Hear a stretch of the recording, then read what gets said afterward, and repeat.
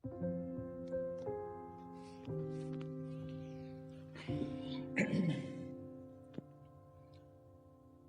மத்தியானம் அம்மா ஃபோன் பண்ணாங்க. ஸோ ஃபோன் பண்ணிவிட்டு இந்த மாதிரி வக்கீல் வந்து காசு நிறையா வாங்கலாம், அவ்வளோ வாங்கிடலாம் இவ்வளோ வாங்கிடலாம், கம்பெனிக்கு எதிராக கேஸை போடுவோம்னு சொல்லிட்டு கேஸு போட வச்சுட்டு இப்போ கேஸுக்கு ஃபஸ்ட்டு வாய்தை கூட இந்த வரைக்கும் போகவே இல்லை. ஆனால் அதுக்குள்ளே உங்களுக்கு வெறும் 5 லட்சம் தான் வரும், 6 லட்சம் தான் வரும். எங்கள் அப்பா வீட்டில் அடிபட்டு உட்காந்து 2 வருஷம் ஆகுது. 2 வருஷம் நேரம் எவ்வளவோ சம்பாதிச்சிருப்பாங்க. எங்கள் குடும்பமே எப்படியோ மாறி இருக்கும், என் வாழ்க்கை எப்படியோ மாறி இருந்திருக்கலாம். எல்லாமே முட்டுக்கட்ட மாதிரி தடைப்பட்டு போய் கிடக்கிற இந்த நேரம் வரைக்கும் எங்களுக்கு நாங்கள் இழப்பெடுக்க செஞ்ச விஷயத்துக்கு எதுவுமே இல்லாமல்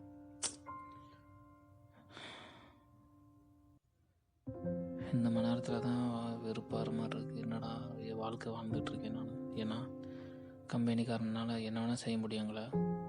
இது வரைக்கும் ஒரு பைசா கூட காசு தராமல் இருக்க முடியுது அவனால்.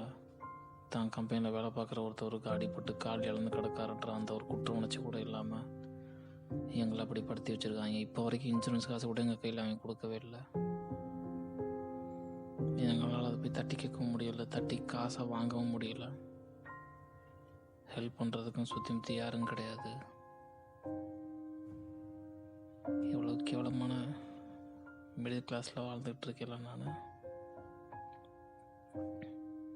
யார் வேணால் என்ன வேணால் பண்ணலாம், யாரும் கேட்க போகிறதில்ல, கேட்க யாரும் வர போகிறதில்ல. அந்த தைரியத்தில் உயர் பதவியிலையோ ஹையர் பிளேஸில் இருக்கக்கூடிய நாய்ங்க எங்களை என்ன வேணால் பண்ணிட்டு போயிடலாம். கேள்விப்பட்டிருக்கேன், இப்போ அனுபவப்பட்டுக்கிட்டு இருக்கேன்.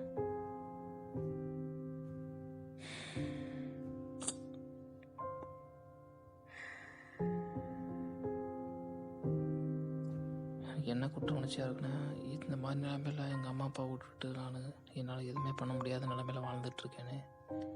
இந்நேரம் அவங்க ஆசைப்படி படிச்சிருந்து ஒரு கலெக்டராக இருந்தேன்னா அவனை ஏதாவது பண்ணி விட்டுருந்துருப்பேன். இல்லை என்னோடய கனவுப்படி நான் ஒரு செலிப்ரிட்டி ஆகிற அளவுக்கு ஒரு வளர்ந்துருந்தேன் அப்படின்னாலும் என்னை சுற்றி இருக்கக்கூடிய கான்டாக்டை வச்சு எதாவது பண்ணியிருக்கலாம். இப்போ வரைக்கும் எதுவுமே பண்ணாமல் ஒரு கிறுக்கு பூண்ட மாதிரி லைஃப்பை வேஸ்ட் பண்ணிகிட்ருக்கிற ஒரு நாயாக வாழ்ந்துட்டுருக்கேன் நான்.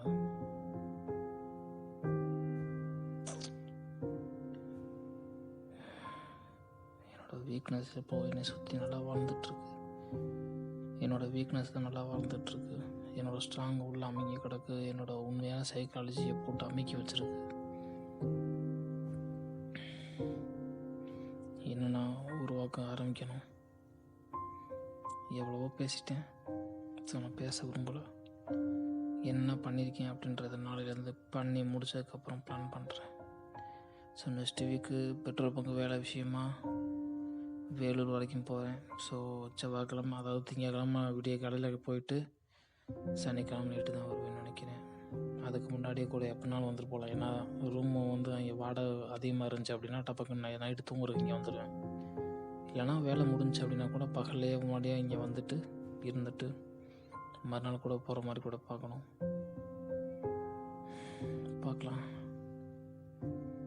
என் லைஃப் எந்த மாதிரி விஷயத்தை நான் உருவாக்க காமிச்சிருக்குன்ட்டு. ஆனால் ஒரு விஷயம் கரெக்டு, நான் என்னோட எதிரியாக நினச்சிட்ருக்க என்னோட பலவீனமான விஷயங்களை தூக்கி எறியாமல் இருந்தால் கடைசி வரைக்கும் என் வாழ்க்கை மாற போகிறது கிடையாது.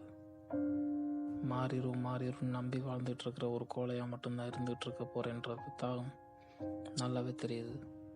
அது மாறணுன்னா நான் மாறணும், என்னோட பலவீனங்களை மாற்றணும், பாதையை நோக்கி போக ஆரம்பிக்கணும், என் வாழ்க்கையோட பாதையை நோக்கி.